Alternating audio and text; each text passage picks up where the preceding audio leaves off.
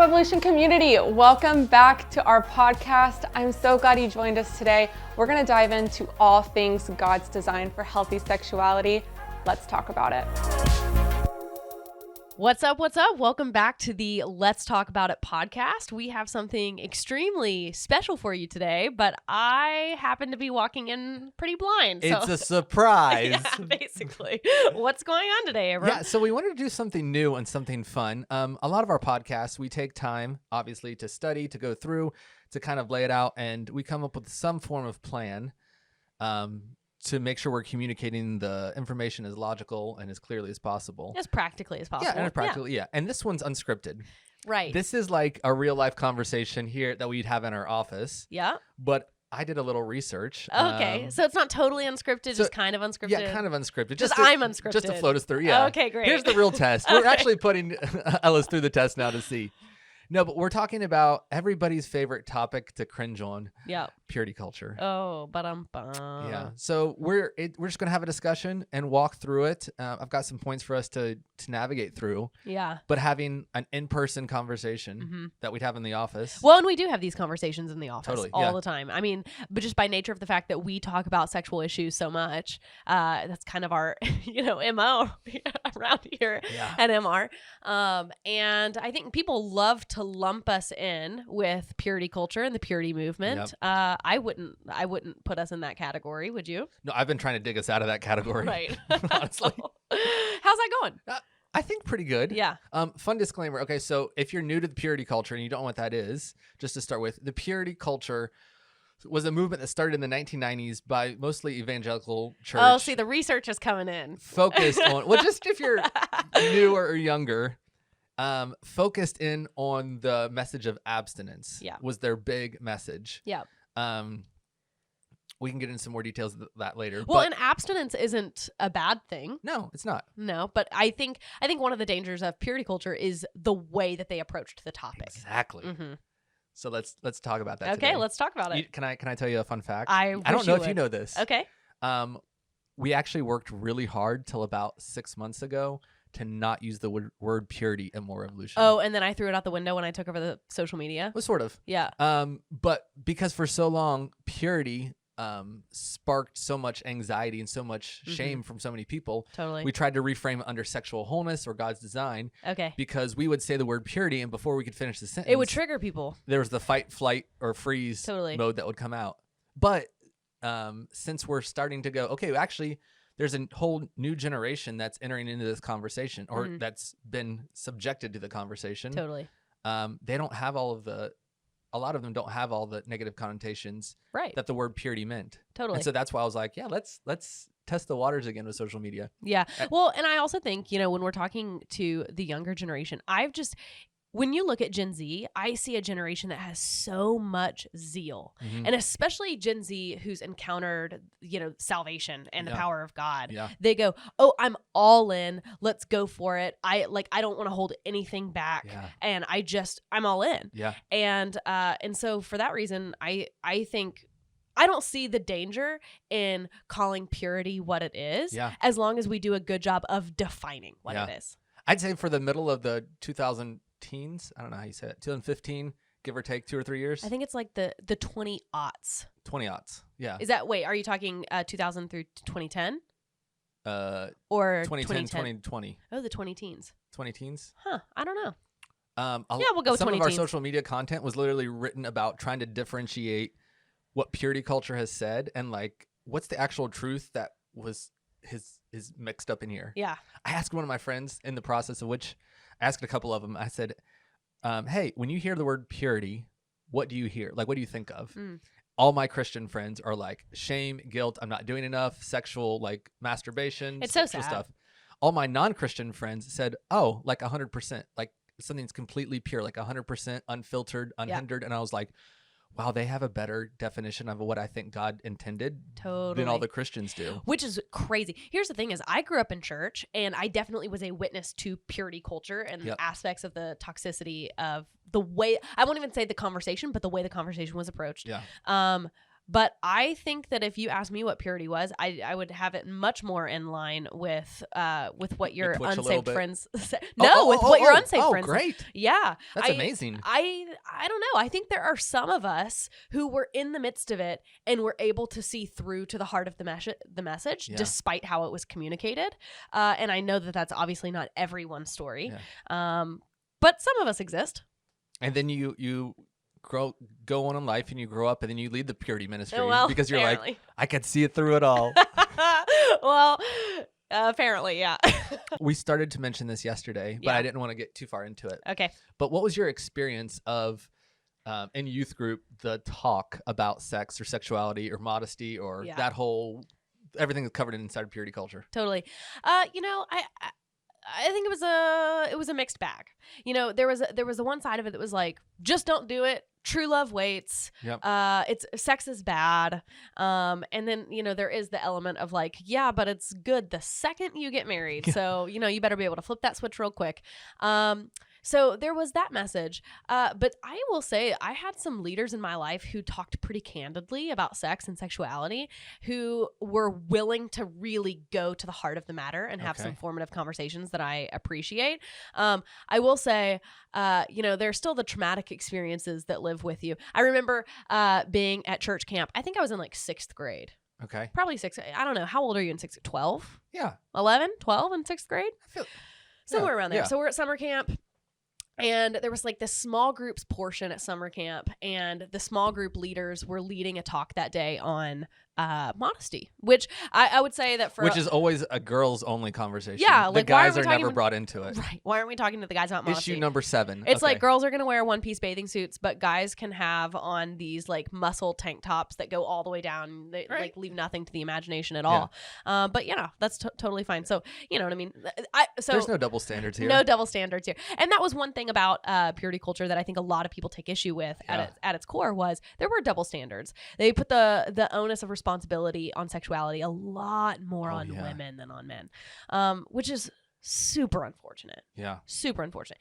Go ahead. I want to go on to that in a minute, but I want to hear your story. But okay. I may go off on that one in a second. Okay, so please do. Don't lose it. Don't lose it. And so anyway, I'm in the small group. And this, the leaders have decided this is the day we're going to talk to the 6th grade girls about modesty.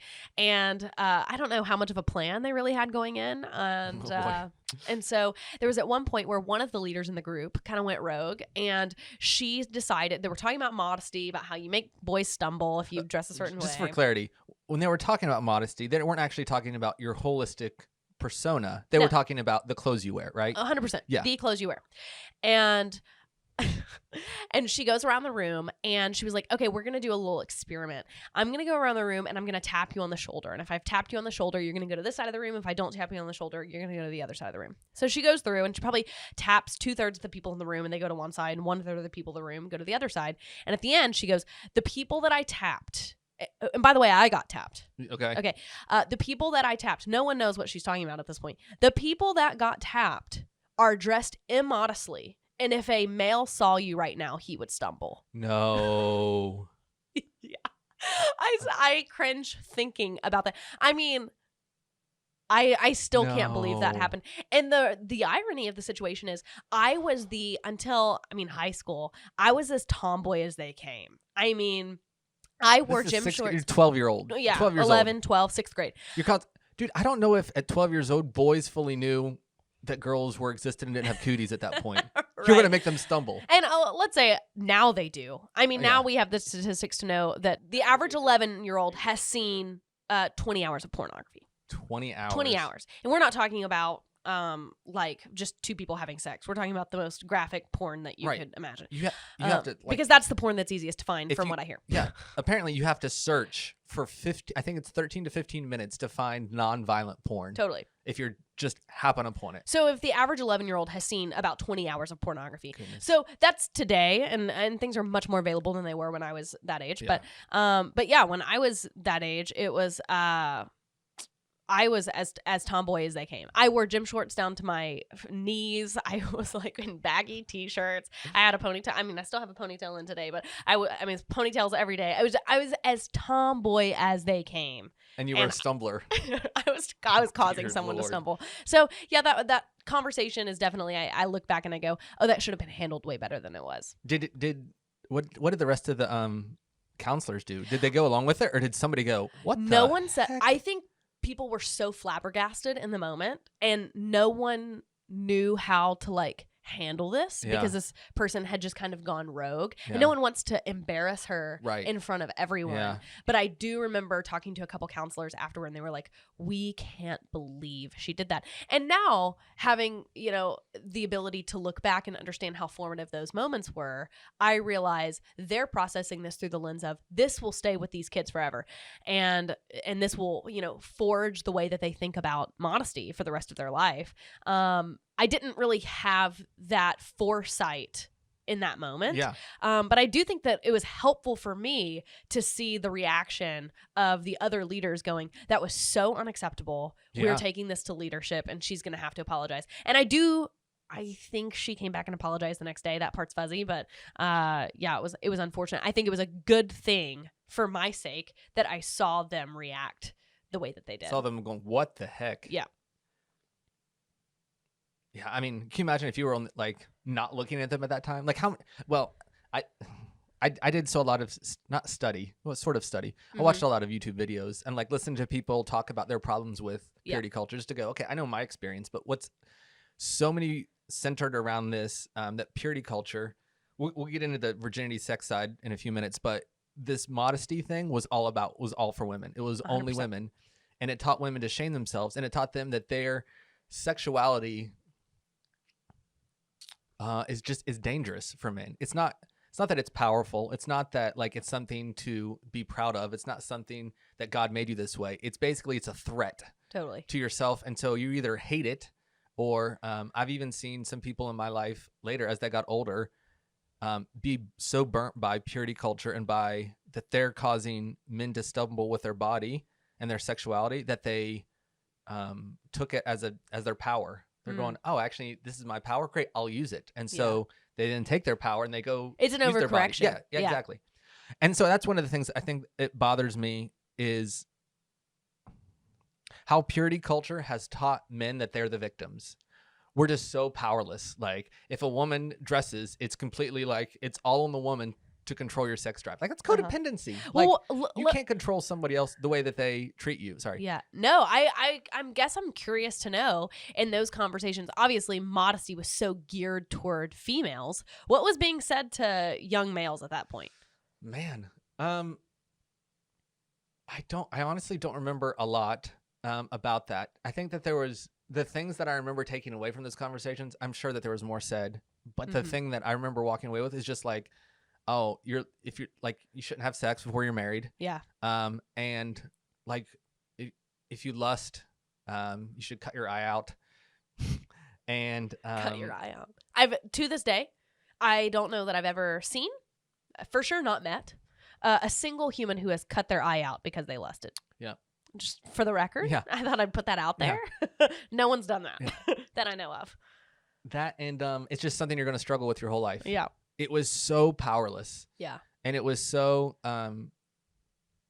it's so frustrating to me because I feel like our sexuality, I don't always remember specifics of details. It's how my brain works. I remember big picture things, but I just remember walking away from those conversations, knowing, sex in marriage is good. Until then it's not, it's bad. It's taught as like dangerous.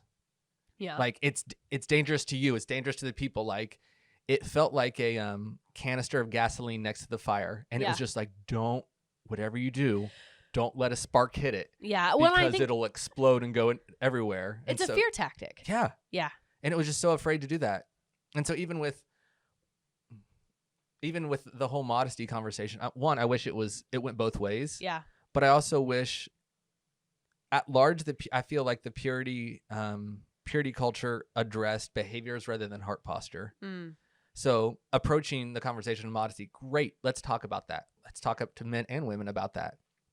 But I think your clothing, the way what you wear is a representation of what's going on inside of you. And so if you're a dude and you're wearing those big sleeveless things, sleeveless shirts where everything's cut off and you can see all your muscles and stuff, I'm like, hey, what's going on there? What are you compensating for? Yeah. What are you compensating for? What attention are you trying to get? Yeah. And sometimes you're just lifting and it's easier to move about. But sometimes I'm like, bro, you haven't been to the gym. Like Right. this is not about comfort. Yeah. Or like when women wear certain low cut things or tight things, Totally. I'm not judging them going, oh, this, but I'm just like, makes me wonder. And at this point in my life, I don't know if I want to say this on a podcast, but it just starts to break my heart because I'm not saying everybody is this way, but for a lot of the women that I know who have seen their journey and stories, their clothing represents some hurt inside, some wounds inside.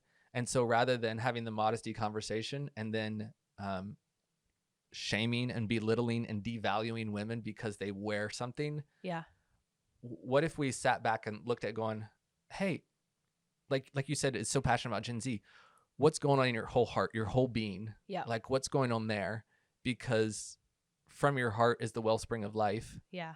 Your clothing is a reflection of this. Maybe you just weren't taught, or maybe you're just emulating what you see on. Maybe you don't know differently.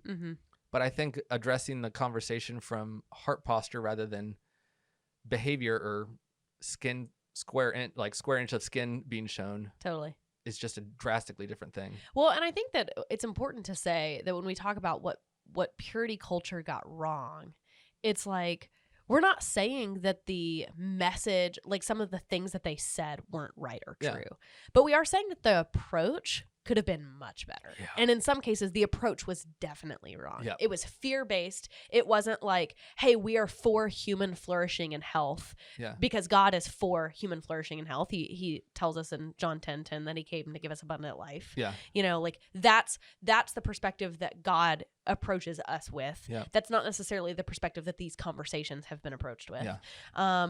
And so we're not saying that the... it's true. It was never about fulfillment. Like if you taking that approach going, okay, God is actually here for your fulfillment. Yep. Most of it came out of like that intense discipline, that self-regimen, that like, is it asceticism? Like the where you cut off everything that could give you pleasure. It's like the opposite of hedonism. Oh, I have no idea. I think it's asceticism, something like that. It's okay. It's a big word that I heard Elizabeth say, and so I'm like, she's so smart. I'm gonna use that one. It's in the Bible somewhere. But it was based off of that, like, don't do this, don't do this, don't do this, not this. Get away from this, fear this. Yeah. Rather than, oh, if he's here for your fulfillment, how do we walk out fullness of our sexuality? If you're single, or if you're dating, or if you're married, but it felt like it was just a no for singleness. And then when you ever get married, it'll be fine. Well, and the reality is God doesn't give us rules to control us. He gives us boundaries that protect us. Yeah. We actually posted this on MR today. Yeah. But yeah, God gives us boundaries that protect us. In fact, God was never after controlling us. Yeah. Like if you look at back to the very beginning of creation, he gave humans a choice. Yep. Humans have the choice to engage, connect with, and be in relationship with God or not. Like that's the choice that he gives us. But he does lay out what he believes boundaries will be that protect us. And he say, it's your choice whether you live within these boundaries or not. And whether you live within them will, you'll live according to what you believe. Will determine your consequences and the results of your actions. 100%. But in Proverbs, scripture lays out the 7 things that God hates as like 6 things that God hates and 7 things that are abominations to him. And every single one of those 6 things are something that would hurt you. Mm-hmm. So the things that God hates are things that bring us pain. And it's wild that we get up in arms about God having boundaries. Culture is big on boundaries until God has them. And then God's like, hey, here's some boundaries. And the irony is those boundaries are there to protect us. They're not even there to protect him. He doesn't need protection. Yeah. They're there to protect us in our relationship. And so, we have to come to this conversation around honestly life, but for sure sex and sexuality Yeah. with the perspective of God's not giving us a list of rules to follow so he can control us. He's giving us boundaries that if we live within his design will lead to a more whole and flourishing life. Yeah. It's fascinating. As you're even talking, it makes me think, I was like, man, the purity culture was so rooted in fear and in control. And then one of the things I've been thinking about that I haven't been able to piece together until just now is like what we try to communicate now is God's heart for humanity through sexuality, and how do you find fulfillment in that in every season? Yeah. And similar, like, try to summarize what you just said. It's like, I don't feel like most of purity culture ever communicated his heart towards us. There was very much a sense of fear and of control, which manifests through the motivation of manipulation, shame, all those things. Yep. But then I look back, I was like, okay, what was, 20, 30 years before that? The previous generation was the sexual revolution. It was everybody having sex anywhere, everywhere. And so when those people are then having kids or getting to the point where they're going, we want to do this differently for the next generation, they came up with purity culture. Yeah. Trying to save, I think, the 90s kids. It was a compensation. Yeah, it was. And it's a cycle. And is you what see, it that's is. where we are now. So 30 years past purity culture, you see even in our own culture now, It's a free for all. like, Yeah. people throwing off sexual restraint at all costs, Yep. whether it's, be with whoever you want, be whoever you want, like Yep. explore, experiment. And so we just kind of keep toggling back and forth between, we have no boundaries and everything's fair game in sex. And then these intense sets of rules that kind of control you. And then now we're back here. Well, what's insane is that all of that is in pursuit of a satisfied life. Like we're always, all of us are trying to work toward a life where we are the most satisfied. I mean, we're inherently selfish, right? We're constantly thinking, how can I be satisfied? Yeah. And at the same time, God's saying, I have satisfaction for you. Mm-hmm. It is only found in me. Nothing else will satisfy. All of these things that you're doing in the pursuit of satisfaction will only lead to dissatisfaction. I have the answer. Until they're subservient, Right. right? Like, money isn't bad, food isn't bad, sex isn't bad. Right. But when you pursue them as the highest thing, Totally. they're the idol. Right. But when they're subservient to him and the order and structure he's created them in, Mm-hmm. it leads to fulfillment. Yeah, totally. Sorry, I cut you off No, there, it's but just it's just so backwards to me. yeah. That it's like, okay, we're gonna throw everything out in pursuit of satisfaction. And God's like, wait, I'm the satisfaction. Like I am the way and the truth and the life. And there's a God-sized hole in your heart. And the only way to get there is to pursue me. God created sex, and he's not afraid to talk about it. But where do you go to learn about it? How do you know how he created it, how it affects us? How do we steward ourselves, whether we're single or dating or married, to steward our sexuality well? Where's the line? How does what's happening chemically inside of us as we're bonding and uniting to each other? How do you figure this out in a shame-free way? We've got the naked truth about sexuality. It answers all these questions you have and a lot more. So check it out. Okay, let me steer this a little bit different. Yeah, go for it. When we went off there for a second about the throwing off sexual restraint. Yeah. One of the things that I've seen, and I'd love just to get your thoughts and take on, is a lot of the kids who are now adults, who grew up in the 90s in this purity culture, the youths of these days, they're on the internets. I still feel like a youth, let's be honest. Do you? Yeah. Yeah, I guess. I'll be 28 next month. Okay. Yeah, anyway. Okay. The youths. I just feel like kids these days just keep getting smaller and smaller. I'm like, really? Yeah. I'm still 21, 22 in my head until I try to do something and my body's like, you are not, you are not. And I'm like, oh, they're just smaller humans. But you see a lot of them. I think one of the things that was promised was if you wait to have penis vagina sex, like, because that's what all of purity culture was just about. Abstinence was about. Have you had sex or not? We had the rings, we had the promises, we had the thing. Oh yeah. And I had a purity ring. Did you? No. Okay. Well. But I also We had a whole ceremony. My parents gave it to me. I pledged to remain a virgin until my wedding day. I think you're supposed to like give your purity ring back to your parents at some point, like on your wedding day. Oh, I thought you gave it to your spouse on your wedding day. Oh, maybe that's what it is. Regardless, it was an interesting practice that was there for a while. Yeah. I don't know if I'm opposed to that. Mm-hmm. I grew up in West Virginia where men didn't wear jewelry, so that wasn't a thing. Oh, okay, got it. I mean, if I lived somewhere else, it may have been. I probably would have had one. Look, in the South, we were all blinged out. Look like Mr. T walking through there. Hi. But when they promised, it was the promise of like, if I wait till marriage, because suddenly it's no, horrible, it's dirty, awful, rotten. Mm-hmm. Not just to have sex, but to even think about it or want it was almost disgusting. Shameful. Shameful, yeah. Yep. And then you get married and it's fine. And then everyone's getting married and they're like, suddenly I'm not having good sex. Totally. And they're overreacting now. And they're going back. I'm like, they're overreacting because they're like, oh, well, I didn't have good sex. I wish I wouldn't have done this. Yeah. And so they're turning around from the other side of marriage and kind of yelling back to all their single people, abort, don't do this. And I feel like that's what we've been seeing in our culture. Totally. Is this over response of it didn't work out for me. I have some thoughts, but I don't want to keep talking. I want to throw it to you. What's your how do you take that? Okay. So I think there's two things to approach here. Two factors that have really led into this. One is purity culture made it seem like sex was bad. And that was, whether or not that was the intention, that's what was communicated. Yeah. This is bad. This is shameful. Yep. And don't do it. Especially as kids get older and they start discovering their bodies and all of, everything that comes with that. And then any bit of natural curiosity is then gone, like goes through this lens of this is bad and this is shameful. Yes. And so you're rehearsing that belief system over and over and over.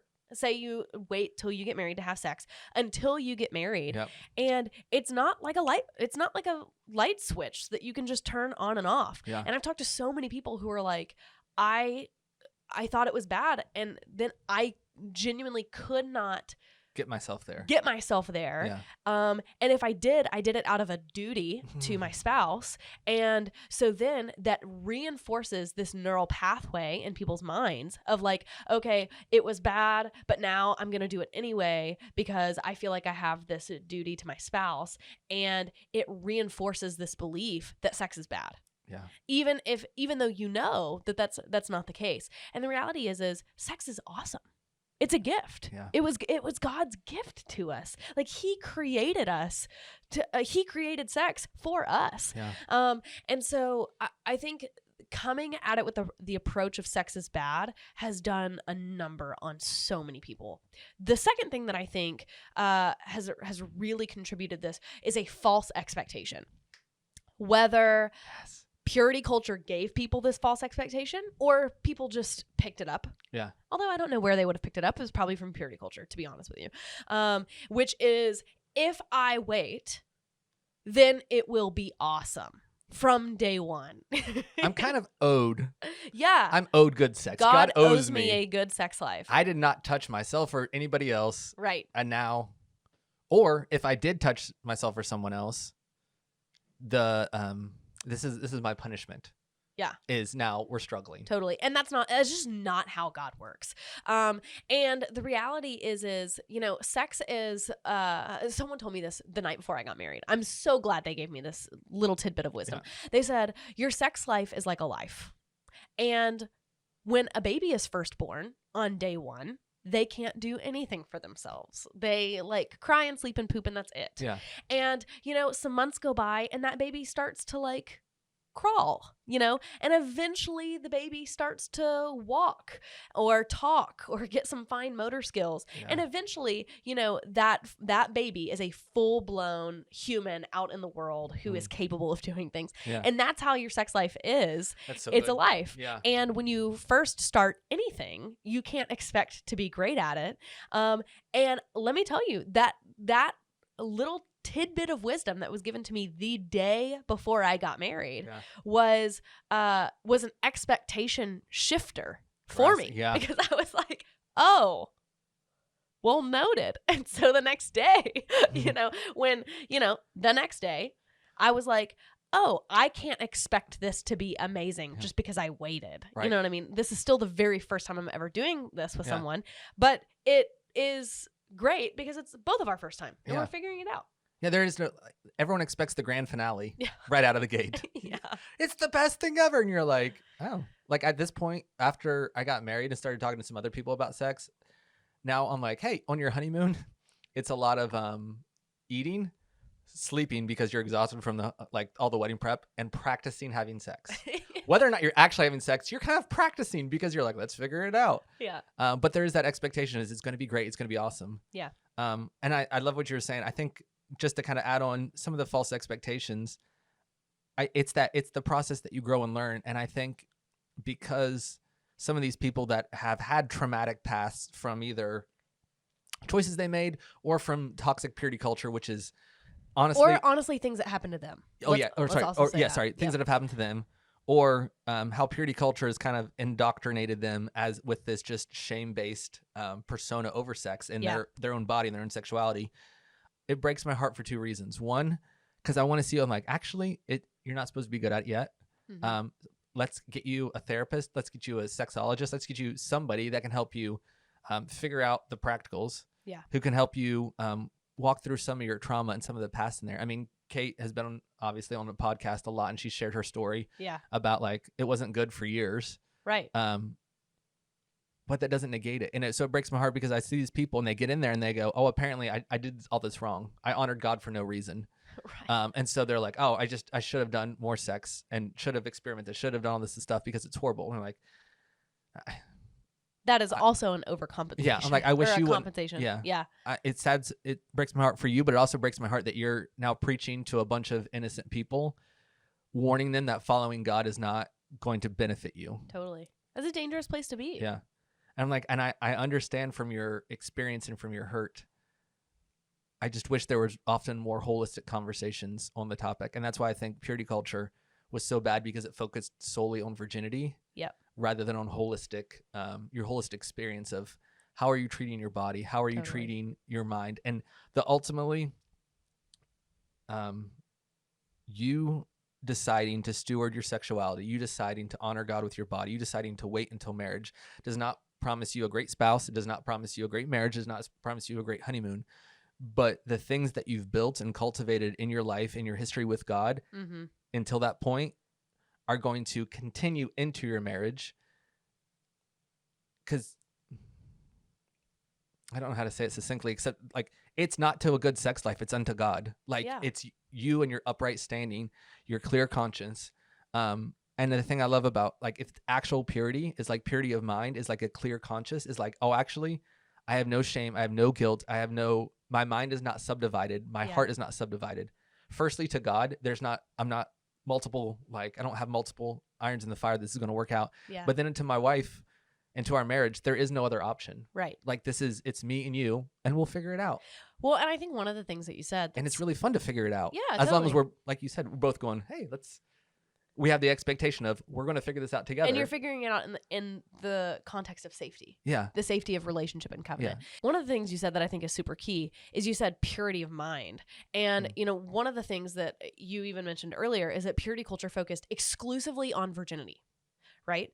But purity is so much more than virginity. Mm-hmm. Purity starts in your heart and in your mind. Yeah. And it's it's a complete devotion to God. It's untainted by anything else. And one of the areas that you can steward in your life in a pure way is your sexuality. Yeah. But it does not begin and end at sexuality. It begins in the heart and in the soul. Can I also add, it doesn't begin or end at the altar. Right. How you steward it here influences how you're stewarding your marriage later. Totally. Sorry. But also the way that you steward your sexuality in singleness is preparation for how you steward your sexuality in marriage. Absolutely. You know what I mean? Just because you get married doesn't mean that boundaries go out the window. Yeah. I'm sorry. We still have tons of boundaries. Yeah. We're not trying to sleep with anybody else. Yeah. You know what I'm saying? And so your attraction doesn't solely go, this one person forever. You're like, oh, that person's attractive. Totally. What are you going to do with that? Exactly. Yeah. And so I'm just saying that, purity culture approached a topic of purity and said it is all about sex. And the reality is purity is so much more about sex. And sex is one facet of your purity life. Yeah. How's your purity life going in your heart? How's your purity life going in your mind? Yeah. Like how are you doing holistically as a human being? Mm. How is your purity life going within your sexuality? Like that is a conversation to be had, but it's not the only conversation to be had. Yeah. I love that. One of the things in that is in highlighting what purity is greater than. I know I keep saying purity is virginity, but I feel like there's a lot of stuff that kind of just got blocked up at that. Like, well, that was their whole message, was purity was virginity. Mm-hmm. And one of the outcomes of that is if you didn't have your virginity. First off, lately I've realized I hate the term losing your virginity. I'm like, you do not lose anything. I didn't lose my virginity when I got married. Like it's so annoying to me. Like that, it's just this like, it feels like you have something and then it's gone, it's lost. I was like, no, I have a high value for virginity. Like, let me say that to start with. Mm-hmm. But I'm like, oh, I actually gave my first experience. I gave my innocence. I gave my sexual firstness to my wife. Mm-hmm. And that we're enjoying that experience together now. I think it's also, I know that's a longer phrase to say. Totally. I think it's also super important to just keep in mind that there are people whose virginity was taken. Yes. Like by force. Yeah. And that was not they chose to give it up situation. And so, there's more nuance to just, I lost it or I gave it. True. Very true. But yeah, like you were saying, it was so focused on virginity of the experience of this, the first time, and whether you had it with a boyfriend or you were raped or sexually abused or any of these things types have happened to you, then you suddenly instantly think, well, I'm dirty. I'm no longer pure. I'm no longer innocent. I'm no longer these things. I'm like, man, God is so redemptive. Like, in what other area of your life do you just disqualify yourself after one thing? Okay, so like, if we're setting the record straight here, if purity culture would say you are or you are not pure based on your virginity status, I would say none of us are pure without the righteousness of Christ. That's literally why he died. Yeah. Your purity is not based upon your behavior. It's upon his. Mm-hmm. And so 1 Corinthians, I want to say 5:16. Mm-hmm. Does that sound right? That like our righteousness is his. Yeah. Like we're getting his. So the same with our purity, the same our innocence. We get to steward that. I think we get to steward that. We get to partner with him in that. But if we have made the wrong choices, or we've been raped, or wrong choices have been done to us, maybe it wasn't rape, but maybe it was sexual abuse, and different things like this happen. He is so good at restoring and healing and renewing our innocence, our purity, grafting into his right ways, his righteousness, that you're like, if you've been addicted to porn, I think you could be set free in a moment. Yeah. If you've had this stuff happen to you, but I believe you can be restored. If you've like, there's so many people who are like, yeah, I'm new to this whole conversation and I've lived a life up until this point. I'm like, great. I mean, I'm sorry for your experience of this, because I know, like we said earlier, it's the fulfillment of all the good that he has for you has not probably been experienced, but he is so good at renewing and restoring and redeeming our past that I'm like, that's the thing I think we cash in on and go, okay, I want to walk in this. And then as we get married, being aware of our histories, like, because he's restored us, you are clean, you are pure, you are righteous. Like 1 John 1:9-10, like you look up a lot of different places. He will cleanse us. He will heal us. Like we all need that. That's what Jesus, right? And then, so as we were going into our marriages, I think it's something we also need to be aware of and communicate. Like going, hey, here's some of my history. Here's some triggers that may not be healed. Here's some stuff that has come up that we may need to talk about. But that doesn't negate you from being pure. Like one of the things that used to bother me all the time when people come up, was like, oh, I used to be pure before I got married. And I was like, what happened when you got married? Yeah, no kidding. But again, it's the virginity purity thing. So it's like, oh, actually it's what we're stewarding. It's what we're carrying. And it's the life that we're building. It's what he's building inside of us, what we're building with him, and what we get to build with our future spouse, if that's where our life goes. Totally. Like you said, I think that's the entire reason that Jesus died on the cross for us, is because sin had tainted us. Yeah. Like, that's the gospel. You know what I mean? We were dead in our sin and Christ died for us and Yeah. he renewed everything about us. And so to make some sort of claim or assumption that something that we've done is too far outside of the realm of God's forgiveness or his sanctification or his redemption or his restoration, Yeah. that's insane. Yeah. It's insane because it's not. But we usually don't think about that with the liar, just with our own sexual baggage. Right. Maybe it doesn't fit. The thing I'm wrestling through, I'm trying to figure out how to say, is that purity culture focused on your singleness and your virginity is so focused, so short term, and what you're doing in the next 3 years, versus what kind of marriage that you're wanting to have. And it's hard to say that in such a way that doesn't say you're promising a marriage or you're promising a good marriage or promising that. But it's like, no, but you are determining, you're building self-control. Yeah. You're building communication skills. You're learning how to communicate and not objectify another person. You're learning how to engage with yourself, your thoughts, feelings, and emotions outside of just the idea of the expression through your penis, so through your vagina, or getting your needs met through a physical act of intimacy. There's so much more you're building that sustains you inside of marriage. I'm not saying that marriage is going to be easy and smooth, but it's going to be a lot smoother and easier because you develop these things while you're single. Right. And if you don't develop while you're single, you're going to have to develop in your marriage. It's just a lot easier to do when you're single because you're only dealing with your own baggage rather than the other person's and all the triggers overlapping. Totally. And there are things that only come out in the context of relationship. Yeah. I mean, when Daniel and I started dating, we were like, I think both of us thought, man, we've gotten to a pretty good place. Like, we have done the work. And then, you start dating and you start navigating conflict, and that conflict with someone else who's so close brings so much out of you. Well, there's some new chambers in my heart I didn't know need cleaned out. Exactly. And you're like, I thought we dealt with this. Like, I thought I had taken care of this. And the reality is, that's what relationship does. Yeah. Relationship is sanctification. It's refining. And so I agree with you. I think if you can go there to a certain degree in stewarding your inner life when you're single and learning to do that, then you will have such a good foundation for when there's someone else added in. Absolutely. But if you're trying to build the foundation while there's another person in the equation, then, yours and their heart is going to get hurt at some point. You can do it. You can do it. It's more complicated. Totally. Yeah. Let me ask you this. Okay. If you were speaking to, say our entire audience today, every person who is listening to this was someone who had been negatively impacted by purity culture. Yeah. That is the framework and the lens through which they have seen sexuality, and maybe they stumbled on this podcast today. What would you say to them? I mean, I think first off, I'd have to say I'm so sorry. Like, I'm so sorry that the church has misrepresented God. I'm so sorry that your body, your sexuality, your view of sex, your view of marriage has become so binary. It's become so hateful.